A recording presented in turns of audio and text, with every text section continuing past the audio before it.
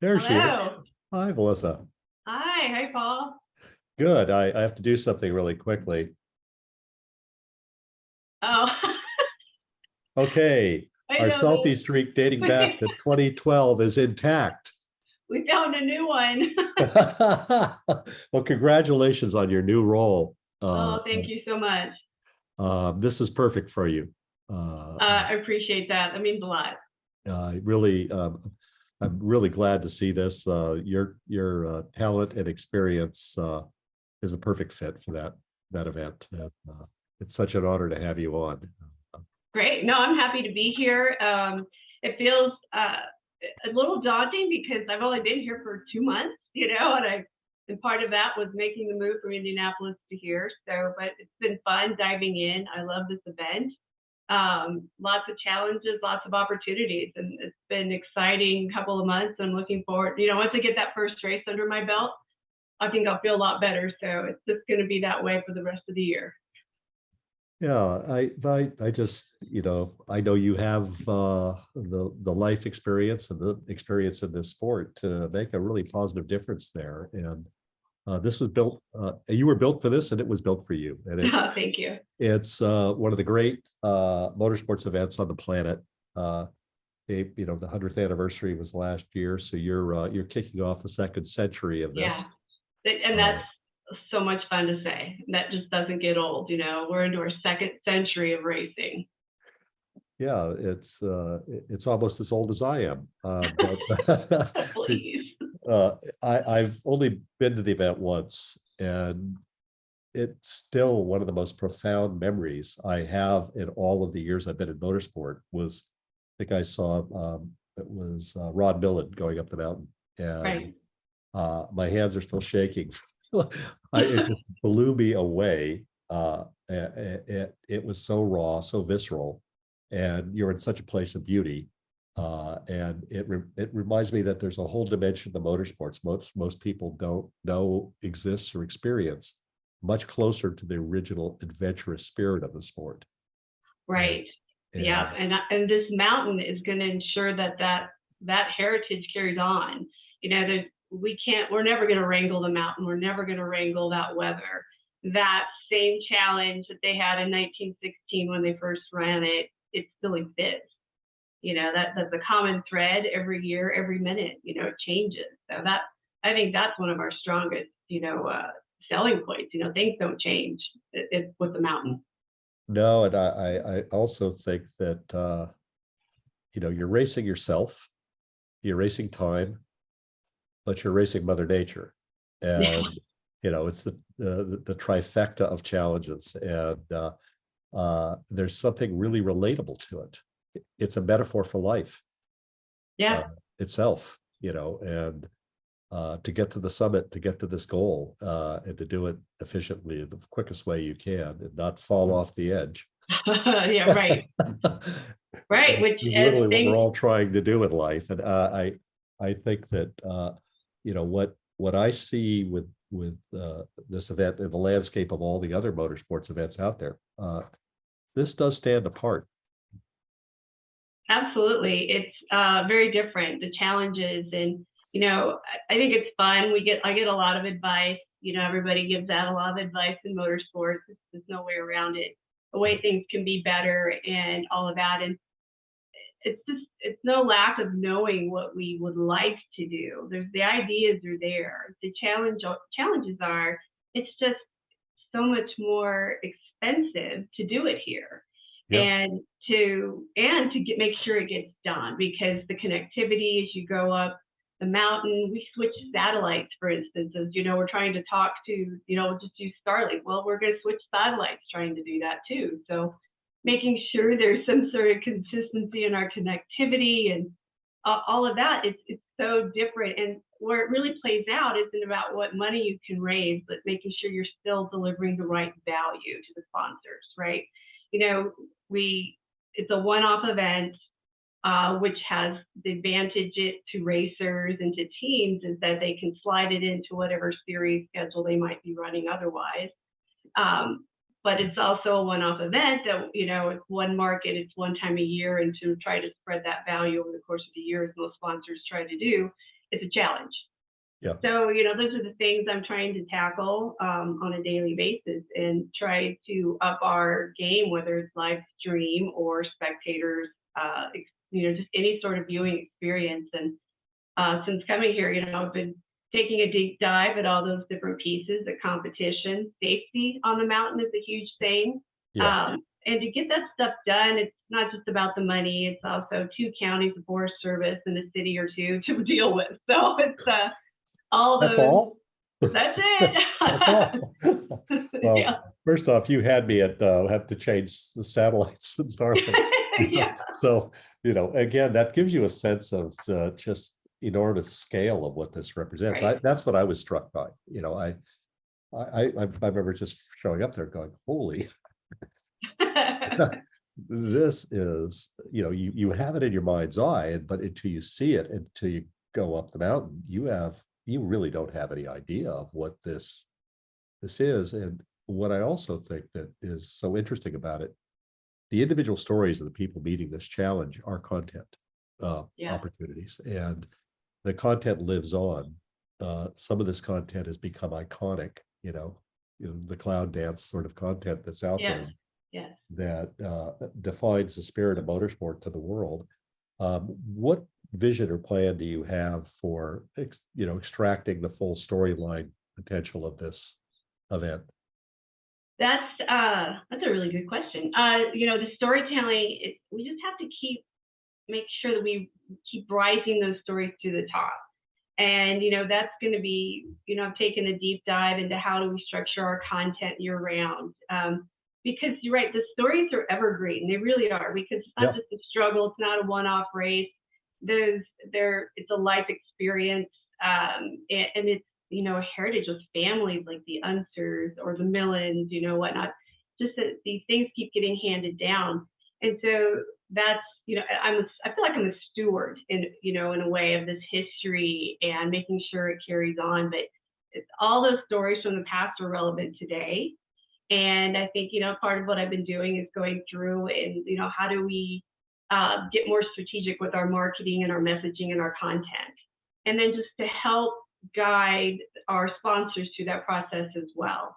And help it. And part of it isn't just, the stories might seem obvious, they are, but capturing those stories isn't so obvious. It's a lot, it's a 12, almost 12 and a half miles that we're covering up a mountain with limited, you're in for the day. When you go up on the mountain, you're quote unquote trapped, right? You're not coming down. Yeah. So to try to get all that footage, we work hard, to make sure we get helicopters up. But again, the weather is our foe too. And when it comes to storytelling, sometimes the helicopter isn't able to go up, or, we're capturing ground footage along the way. And we found ways to supplement what our sponsors or other, video crews come in. We do try to help guide them through that process. And I think that's really important, that we keep doing that. I agree. And, your background, which we should talk about for a moment, but you're well suited for this particular conversation, because you come from the media and marketing space, and you understand it. It's good. Why don't you share the journey to Sure. speak? It's been a journey. So it started way back in California a lot of years ago. And my job was really marketing boutique-y type of agencies. So I did that for about 17 years before I, hopefully not foolishly, because here I am, but I decided I wanted to find my way into motorsport full time. I gotten a taste of it working in the agency life with a client, and I was like, I really like this energy. I think I've always told people I feel like it's eternal hope is what racing is. You show up to the racetrack and nobody shows up expecting to lose, right? Whether it's the driver you're rooting for, or the team you're working on, or the driver behind the wheel. Nobody goes there thinking otherwise. So I'm like, I like that. And how do I get into that? Well, my first job was actually in off-road. We got a taste of that, did do some off-road tours down in Baja racing and working with that. And then, you meet the right people along the way. thankfully you were one of those people, Paul, and quite a few others I have to Feel the thank. same way about you, yes. And then made my way to IMSA, worked with the Dempsey Racing team for a few years. And of note there, I was an executive producer on the Racing Le Mans series that we did for Velocity and Discovery International. And, that was a huge feat in storytelling, have somebody follow the team around for 18 months. And how do you craft and how do you edit and, still be relevant and, and make those connections. So that was part of it. I also worked on Lightfoot Festival with the Millen, down the Millen, down in New Zealand. And so that was actually probably my first taste of a hill climb event. And I met a lot of the guys and the quote unquote characters that I'm working with now. So that was pretty cool to go way back to that day and think, okay, it's all coming back around. From there, I just did a lot of freelance contractor work with series and whatnot, and then worked at Yokohama as a sponsor.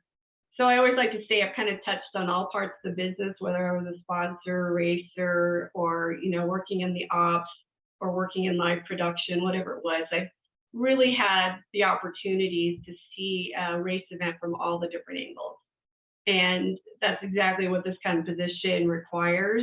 And I work with a great staff. It's operationally just zooming right along. I can't tell you. I have great respect for the previous leadership and Megan Latham. She did a wonderful job, but she says it herself. She identified wanting an industry. So that's what I'm bringing to the event now is more motorsport industry experience. Well, you certainly have it, and you're you have the right mix, in my opinion, of rational outlook and passion-driven performance. You care and you want it to be great, but I think that the ability to translate this event into lasting, resonant content, inspirational content. There's something, forgive the pun here, but really uplifting about the challenge of this event, and it speaks to people beyond motorsport. If there's something about it that you can't take your eyes off once you start watching it. So when I look at what you're competing with in the world of the, let's say, motorsports and automotive offerings, I wonder what is it you tell people this is? What is the proposition if you're wanting to align sponsorship or manufacturer participation? What is the your elevator pitch story about this event? Well, at its roots, we've already touched on it. It's storytelling. And then what is the story? Is it proving new technology, whether it's, manufacturer, like if it was, VW bringing the IDR up and, blowing the, I don't know what you call it. It was fast. I was here. I was lucky to be here that day when they set that new record. That was crazy. And not even hear it. That's the funny part, because it was easy. Whether it's that, whether it's the challenge of our grassroots style racers, some of these guys and their families here have been doing this one race a year for decades, literally decades, and their purpose-built vehicles, their family legacies, and those stories are amazing too. So it's the uniqueness of the storytelling, it's the diversity of the storytelling as well. I mean, this has been a proving ground and testing ground for technology and tires and manufacturers for years. So that, we're working hard to keep that alive as well. So, at its roots, it's what brands do today, right? They need to tell stories, they need to stand out with their stories. So I think that's the biggest proposition. And then there's really good opportunities to engage with our community. At its roots too, this is an event that was created for the community. And we try to find ways, to bring our community into it. We have Fan Fest. Go way back in 1960, it was created to bring people to the region, really it's to promote a hotel by Spencer Penrose, which is absolutely fascinating, amazing, and a beautiful place. But we're still doing that today, and we can't forget that. So, we add things like Fan Fest that add that touch point for sponsors. We have a festival downtown. we lack touch points on the mountain, and so that's always a fun challenge, and we're still trying to tackle that. How do we involve activation along in a campground for a sponsor or a spectator area? You know, those things it's so limiting and challenging, but we're getting more and more creative, and we have a very limited footprint. Forest Service says you have this much. Yeah, So yeah. yeah, adding activation is a big challenge, but I think we're getting really good at it, and we've got a few ideas on how to expand that as well. Well, that touches on something too, is the ability to extend the experience beyond the live attendee exists now in a way that just didn't a few years ago. You had television, you had, wide world of sports and things like that would make it visible back in the good old days. But now you can literally have this, provided the weather cooperates, be something that's witnessed live globally in real time. Yeah. And what vision or plan do you and your team have for this? Well, the live stream really just launched not that long ago. There have been a lot of challenges there. Again, the connectivity has been the biggest one. The weather doesn't help, but that's less so. But we keep looking at new technology. We keep looking at ways to add cameras. That's not as easy as you might think, but having discussions on how to do that. And as technology, I just keep an eye on technology, and as it gets better, it gets less expensive, and we get to add it. So it's like a little party every time I see another Starlink advance or something like that. So we do have a plan. It's just evolving. It's not going to be a big revolution. I don't think we'll ever be bringing in something revolutionary, if you will. I don't think that there's so much testing and proving that has to happen with all the elements here on the mountain that's just, so it's baby steps. And believe me, it's frustrating for me. I want to engage the fans so much, but there are a couple of other, technologies out there that we're looking at, better tracking, and the way an app doesn't really work for an experience. Unfortunately, that's been tried and it didn't really go. And I understand the connectivity issues again there, but there are other ways that we could track, the competitors on the mountain that, we can all watch. It's just the little Skittles, right? So I've got a plan, and we'll probably at least be testing something next year. That's the idea, that we'll be, at least that much, maybe more. Just, we're still pretty preliminary stages in talks. So stuff like that I have working on. For people on the mountain, how do they stay connected with what's really happening? That's a big issue. It's like you forget about that. They see the car go by like this, but then it's really difficult for them to see what their time was. So that kind of stuff, working on that. And then, but I do think the live stream's getting better. We're adding production quality each year, again, in increments. Yeah, okay, but that's I think that again, you have such a unique set of challenges. It's probably easier to get transmission from the surface of the moon than it is from the top of Pikes Peak.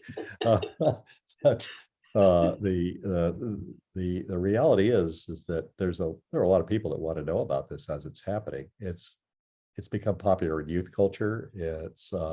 It is one of the last great motorsport adventures on Earth. It's one of the last truly great adventures out there on an annualized basis. And right, and it changes minute by minute, the day of. So what you did last year doesn't mean anything. Your experience that you might have had last year may not translate at all into another subsequent year of racing.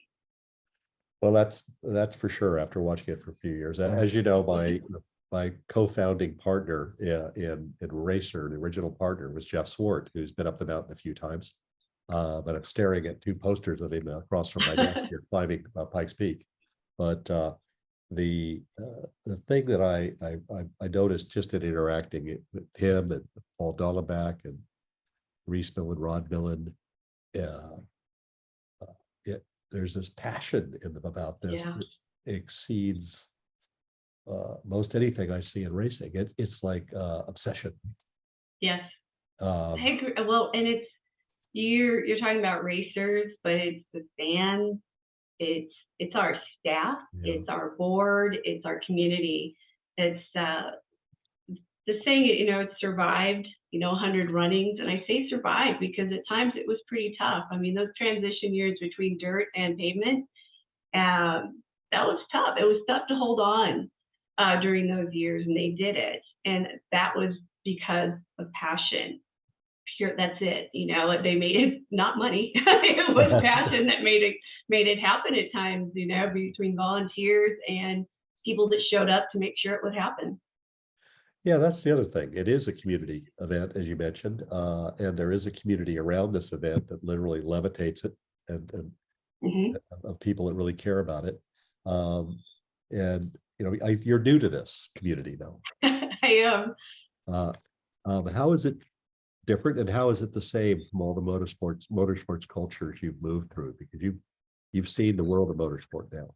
Yeah. That's actually, I relate the story quite a bit because my last stop was Indianapolis, and I had worked for Penske Entertainment there this last season of IndyCar, Yeah. and working with IMS, Indy 500, the oldest, right? So now I'm working for the second oldest motorsport event. So many parallels there. And this community is very similar to Indianapolis like that. Their dedication to sporting events, we're Olympic City, USA here in Colorado Springs, and there's a strong tradition of sporting, whether it's racing or NCAA in Indianapolis. So there's a lot of similar.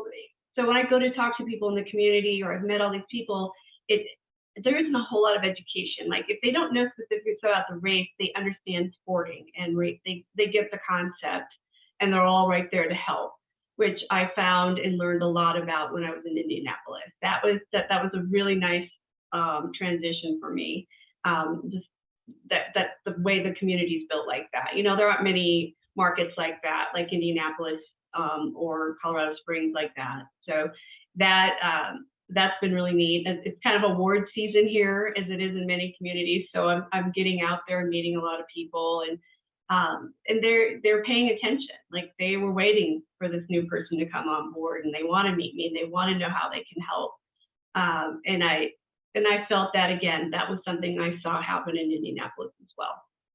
Well, that's terrific. And again, that's a great corollary. I didn't think of that when I asked the question, but that's obvious. And your destiny was to travel through Indianapolis on the way Yeah. to the mountain. Yeah. And that probably rounded your journey to this moment. And when you 100%. look, I agree. it really it is when I saw that you been chosen for this position, I let out a kind of a little joyful yelp. Wow, that's fantastic, because you are absolutely perfect for it. And I Thank think you. that yeah, I just think you are. Your experience really informs you of what could be done, what's possible here. That's what's terrific about this. I know you could see beyond the moment you're in. And that's my last question really is, Yeah. let's say we're talking race industry. This is the third annual. We're talking on the fifth annual race industry, online race industry week. What would that look like? And if we're talking 4 years out, what do you want this event to become? From not don't want it to change per se, but how do you see the journey to where its potential begins to be fully realized? I think, I'll touch real quickly on competition. And I don't think a lot of that's going to change, but I do know that we need to evolve a little bit, and look at the industry, the auto industry, and decide, where we're going to be, how we're going to work with the EV culture that's coming up in racing. That's top of mind. I don't see it being, too imminent, but I think you're going to see some things happening that point us in that direction to make sure we're taking advantage of the opportunities and delivering, what manufacturers are looking for. So that's one thing, making sure we stay relevant with the racing industry and the automobile industry. And there's a couple of ways that we're looking at doing that in the competition side. beyond that, it's just going to be that connectivity with the fans and the spectators, and to make sure we're doing everything we can and that we're constantly making those baby steps and hopefully some bigger ones along the way. And then, I'd love to let's get us back on TV somehow. What does that look like? So now taking ideas, and anybody that wants to do that, let me know. So that's a big part of it. I mean, is it a reality show? What does that look like? How does that translate to those stories? Because as you said earlier, it isn't just about a race. It's not just a race story. So we got to keep getting it out there like that as well. And what's interesting too is internationally, everybody, they really do know about us, especially in the racing. Nationally, yes, but not as much locally. So I would say, down the road, I hope to have community outreach going full throttle here as well. What does that look like? We're a huge military market. How do we engage with them better? How do we, work with local schools and STEM and get, and female forward teams and racing and all that? That's all very important to me, always has been. So those are a lot of things that I'd like to see everybody, just that we've become known for those as well. Well, those are all, I think, right in your wheelhouse too. And I have no doubt that you'll bring them to life. All those things will really help. And the nice thing about this is that the build to racing up that mountain is a story unto itself before you actually get to the base of the mountain. There's a great story of the journey to that point, not unlike your story to being at the base of this mountain. So it's been a pleasure to have you as a friend on this journey to this moment. I'm very proud of you. I'm honored that you're in my, you're always been in my corner. So appreciate that. And thank you for having me. It was really fun. And like I said, it was interesting to do this 2 months in, but I said, why not? So why not? That's the right answer. But you are an adventure woman. You go for it. I love that about you. So if nothing else, you're known for being brave. So so I wish you only the best, Alyssa. Thank you for being with us today. Thank you very much. I appreciate it. Registering on eParTrade is easy. To start, click on the Join for Free button on the homepage. First, search your company to see if it's already in our database. If you see your company on the list, click on it to select it. Then, choose Claim Company if you are one of the decision makers, an owner, marketing person, or main company contact. Or choose Join Company if you are an employee, and press Continue. If you couldn't find your company in our database, select Register a New Company. On the following page, fill out your name, email, phone number, job title, and choose a secure password. If you chose Register a New Company, you'll need to choose your business type. Select Supplier if you're looking to display products or services and connect with buyers. Choose Racing Business if you're looking to source new parts and connect with suppliers. Choose Race Team if you own or are a member of a professional race team. Then, enter your company name. Please provide a website, Facebook page, or LinkedIn if you have one, and choose to either claim or join the company. You can view and agree to our terms of use here. If you'd like to receive our weekly newsletter, choose Accept. Finally, click Register Now and your registration will be submitted for approval. An email will be sent to your inbox. Please confirm your email address and you will be approved shortly. Welcome to eParTrade.